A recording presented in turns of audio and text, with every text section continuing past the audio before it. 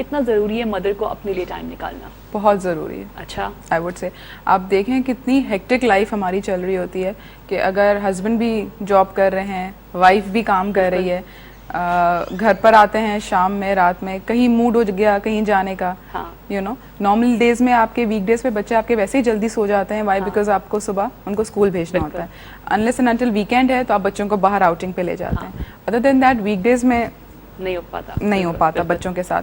तो you know I think रात में कहीं डिनर पे चले गए, कोई ऐसे ड्राइव पे चले गए, यू नो, तो आई थिंक होना चाहिए बिकॉज एक space, I think everybody needs space, ठीक है। अगर बोथ अगर वर्किंग है तो फिर स्पेस तो लाजमी बनता है। अब मुझे लगता है कि फिर वो जो एक फ्रस्ट्रेशन जो होता है ना मदर के अंदर भी, क्योंकि सारे टायर्ड तो दोनों हो जाते हैं ना, थकते देखो फादर भी थका हुआ होता है, मदर भी थकी हुई होती है। अब वो रात का जो टाइम होता है ना, वो फिर चीखम चाखियों में निकल रहा होता है, फिर आप अपनी वो फ्रस्ट्रेशन बच्चे के ऊपर exactly, and that is very bad.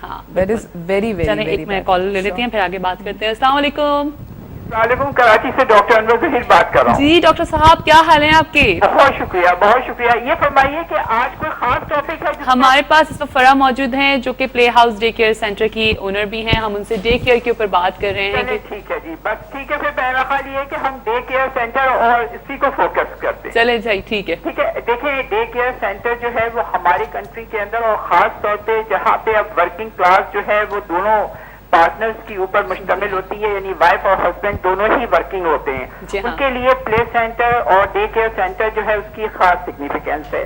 क्योंकि आजकल अगर एक आदमी घर का एम्प्लॉय है तो फिर आप पूरी मीट नहीं कर सकते जो आपकी नीड्स हैं। तो फिर यकीनी बात है कि अगर आपके ऑफ स्प्रिंग है तो फिर आपको यकीनी उनको कहीं ना कहीं छोड़ना होगा अगर घर में आपकी ज्वाइंट फैमिली नहीं है।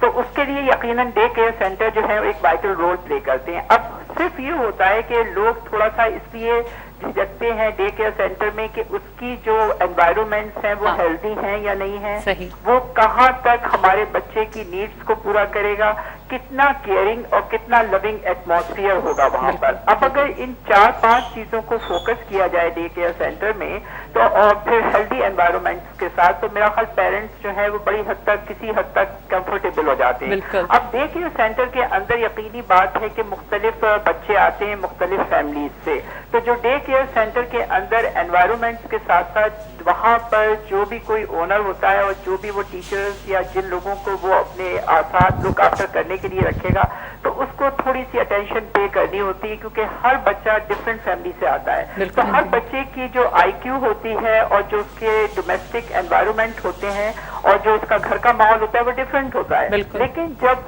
1-2 हफ्ते के बाद वो उस एनवायरनमेंट में अपने आप को एडजस्ट करने की कोशिश करता है, लेकिन उसमें जो एक रोल प्ले करते हैं वो डे केयर सेंटर के लोग जो होते हैं वो उस बच्चे को आईक्यू, उसका साइकी को उसको देखते हैं कि ये बच्चा क्या चाहता है, और उसके बाद अगर उसको मोहब्बत और शफकत और प्यार मिले तो वो बच्चा फिर उनके साथ अटैच हो जाता है और उनके साथ अच्छी तरह इंटरेक्ट करता है। और पेरेंट्स को भी फिर ये होता है कि जब वो अपने बच्चे को दोबारा पिक करने आते हैं तो वो ये देखते हैं कि हमारे बच्चे ने क्या नई बात सीखी। क्योंकि देखिए ये वाइस वर्सा है, अगर बच्चा एक अच्छी बात पिक करके डे केयर सेंटर से जाएगा और अपने पेरेंट्स के साथ अच्छी तरह इंटरेक्ट करेगा तो वो कहेंगे एक हेल्दी एनवायरनमेंट में हमने अपना बच्चा छोड़ा।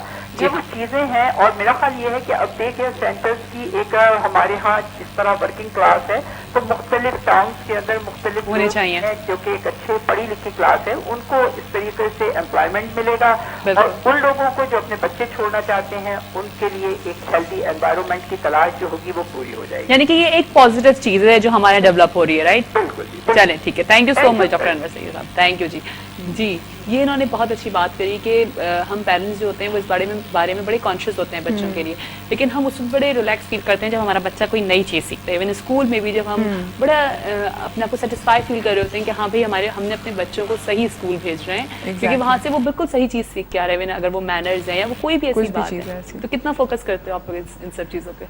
काफ़ी फोकस करते हैं हम, क्योंकि देखें अगेन जैसे उन्होंने कहा कि बैकग्राउंड डिफरेंट होता है बच्चे का, ठीक है ना।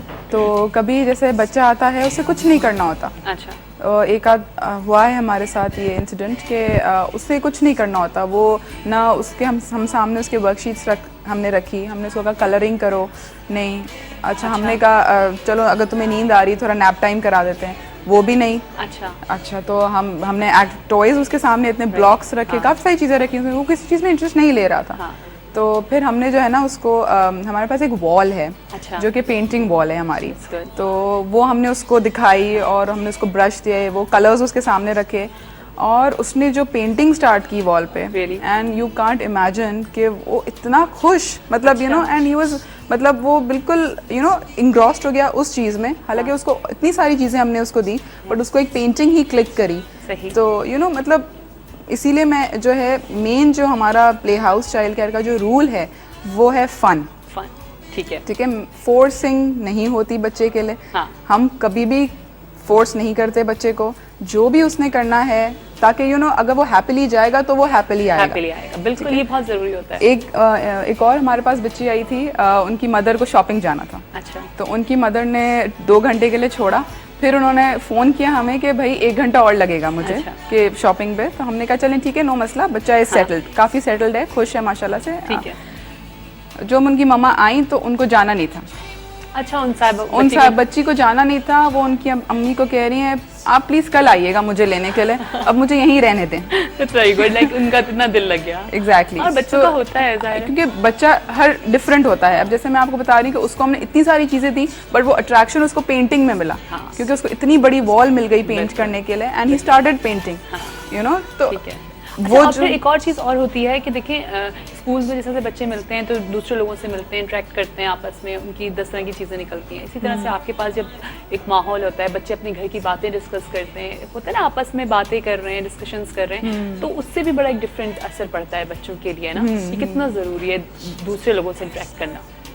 इंटरेक्शन तो बहुत ज़रूरी है, बिकॉज अब देखें ना स्कूल में बच्चे की एक क्लास होती है। जैसे अगर आपका बच्चा 2 क्लास में या 3 क्लास में, तो वो अपने एज ग्रुप के हिसाब से बच्चों में मिंगल होता है। हाँ। अब जैसे अगर आप लाती हैं बच्चों को, तो वो आपका बच्चा जो है वो दूसरे एज ग्रुप से भी मिंगल होता हाँ। है, तो वो भी कुछ सीखता है बच्चों से, दूसरे बच्चों से, और जो दूसरे बच्चे हैं वो भी आपके बच्चे से बहुत कुछ सीखते हैं। तो आई थिंक ये एज जो प्ले करती है वो आई थिंक अच्छी बात है कि आपके बच्चे दूसरे एज ग्रुप के बच्चों के साथ मिंगल हों।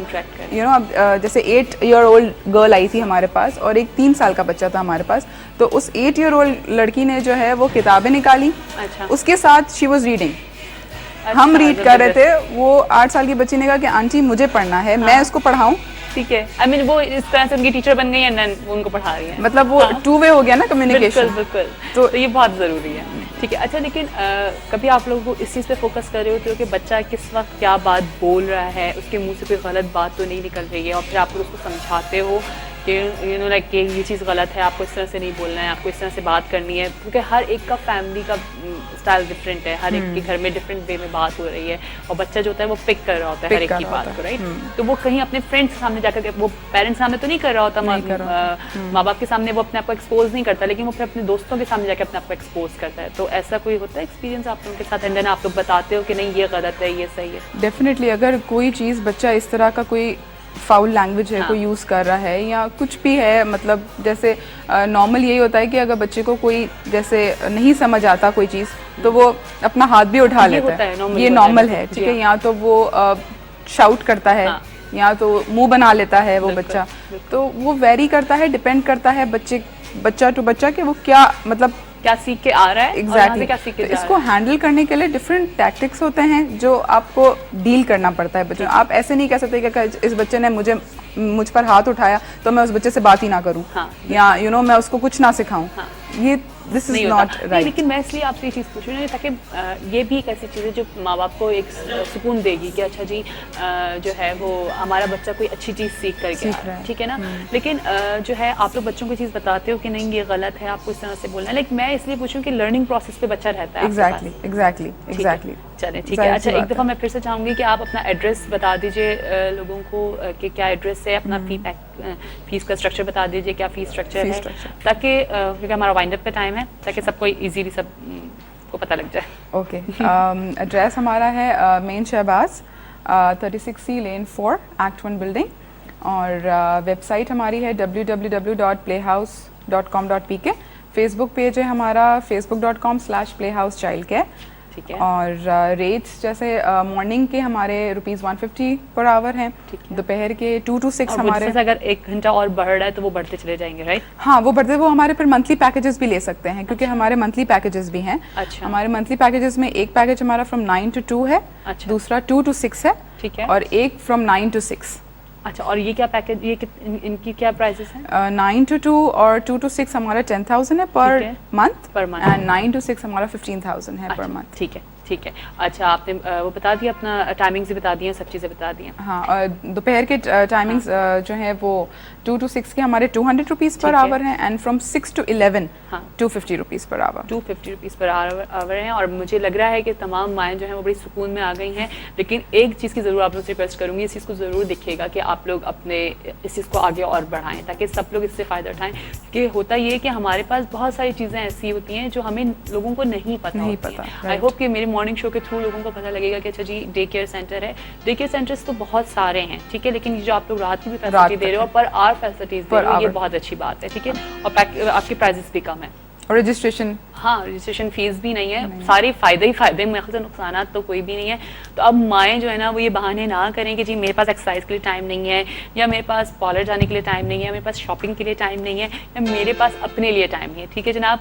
थैंक यू सो मच फरा, मोस्ट वेलकम। इंशाल्लाह आपसे फिर आगे मुलाकात रहेगी। मैं खुद प्लान कर रही हूँ अपने बच्चों को आपके पास छोड़ने के लिए। चलें जी, थैंक यू सो मच। चलें अभी हम जाएंगे ब्रेक पे, लेकिन उससे पहले हम जाएंगे अदनान की तरफ। अदनान के गाने के बाद हम लेंगे ब्रेक के बाद हम जाएंगे शेफ बशीर के पास, जो देखेंगे कि क्या आज वो हमें मज़ेदार सी डिश बनाना सिखा रहे हैं। हमारे साथ रहिएगा। आज का सवाल फिर से रिपीट कर देती हूँ कि जदीद फैशन का शहर पाकिस्तान के किस शहर को कहते हैं? पाकिस्तान के किस शहर को कह रही हूँ, दुनिया का शहर नहीं, ठीक है जनाब जी। अदनान स्टार्ट।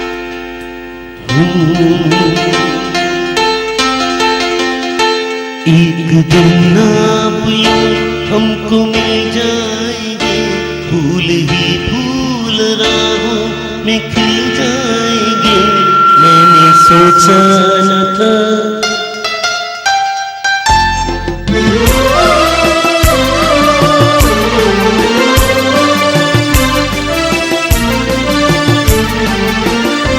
एक दिन आप यूं हमको मिल जाएंगे, फूल ही फूल राहों में खिल जाएंगे। मैंने सोचा न था एक दिन जिंदगी इतनी होगी हंसी, झूमेगा आसमां गाएगी ये ज़मीं। एक दिन जिंदगी इतनी होगी हंसी, झूमेगा आसमां गाएगी ये ज़मीं। मैंने सोचा न था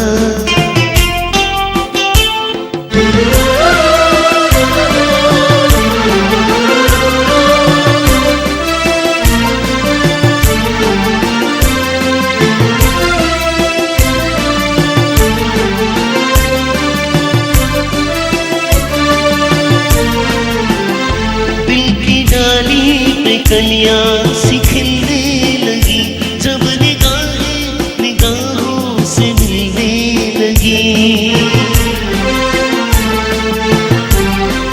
हो दिल की डाली पे कलियां सी खिलने लगी, जब निगाहें निगाहों से मिलने लगी। एक दिन इस तरह होश खो जाएंगे, पास आए तो मदहोश हो जाएंगे। मैंने सोचा न था एक दिन आप यूं हमको मिल जाएंगे, फूल ही फूल राहों में खिल जाएंगे। मैंने सोचा न था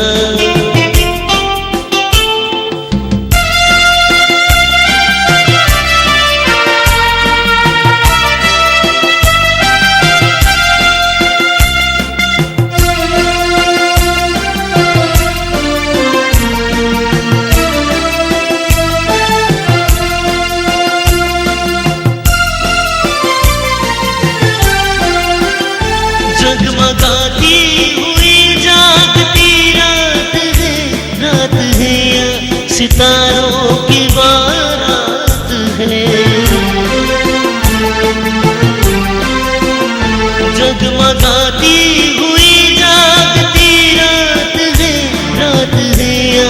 सितारों की बारात है, एक दिन दिल की राहों में अपने लिए चली उठेंगे मोहब्बत